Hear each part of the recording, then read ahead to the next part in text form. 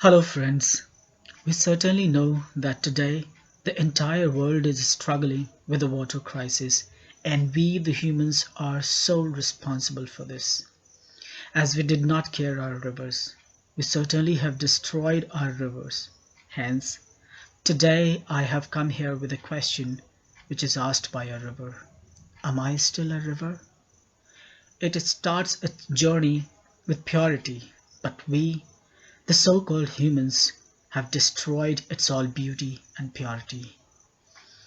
This river is here with its tale that how we have made it worse, and here it begins. The source from where I flow, I glitter, I'm sweeter, and I glow. I'm delighted, I'm excited, and I pursue the beauty, the happiness, and virtue. My journey now takes me to the plains, where I help the peasants with grains. I dance, I rejoice at its fragrance. I swear I'm delighted by their jubilance. O humans, what have you done?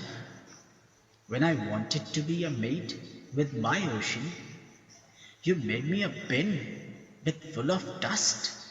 I entrusted the love and you plenty of disgust.